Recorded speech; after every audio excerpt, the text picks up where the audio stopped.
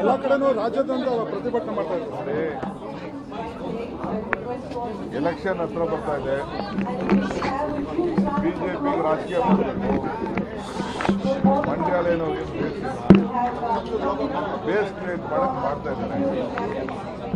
ಅಲ್ಲದೆ ಎಲ್ಲ ಕಡೆನೂ ಎಲ್ಲ ಸಂಘ ಸಂಸ್ಥೆಯವರು ಎಲ್ಲ ಪಾರ್ಟಿಗಳನ್ನ ಹಾಕೊಂಡ್ರೆ ಈ ದೇಶದ ಸಂವಿಧಾನ ಹಾಕಿರಬೇಕು.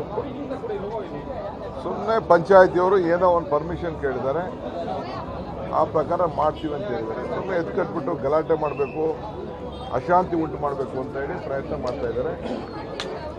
ಸೊ ದೇಶದ ಕಾನೂನು ಏನಿದೆ ಆ ಕಾನೂನು ಪ್ರಕಾರ ನಾವೆಲ್ಲ ನಡ್ಕೊಳ್ಬೇಕು. ಪಾಪ ಬಿಜೆಪಿಯವ್ರಿಗೆ ಬೇಸ್ ಇಲ್ಲ, ಆ ಬೇಸ್ ಹುಟ್ಟಿಸ್ಕೊಳ್ಳಿಕ್ಕೆ, ಜನರನ್ನ ಎತ್ಕಟ್ಟಲಿಕ್ಕೆ, ಶಾಂತಿ ಪ್ರಯತ್ನ ಮಾಡ್ತಾ ಇದ್ದಾರೆ. ಹಿಂದೂ ವಿರೋಧಿ ಕಾಂಗ್ರೆಸ್ ಸರ್ಕಾರ ಅನ್ನೋದು ಯಾರೇ ಹಿಂದೂ? ಫಸ್ಟು ನಾವೆಲ್ಲ ಭಾರತೀಯರು, ಭಾರತದ ಸಂವಿಧಾನ.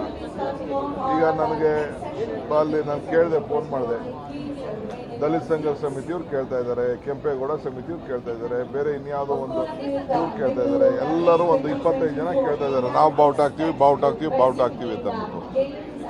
ನಾವೆಲ್ಲ ಏನು ಹಿಂದೂಗಳಲ್ವಾ? ನೀವು ಒಬ್ಬರೇನೆ ಹಿಂದೂನಾ? ಏನು ನಮ್ಮ ಮಂಡ್ಯದಲ್ಲಿ ಇರೋರೆಲ್ಲ ಏನು ಹಿಂದೂಗಳಲ್ವಾ? ಸುಮ್ಮನೆ ಅಶಾಂತಿ ಮೂಡಿಸ್ಲಿಕ್ಕೆ ಪ್ರಯತ್ನ ಮಾಡ್ತಾ ಇದ್ದಾರೆ, ಮಾಡಲಿ.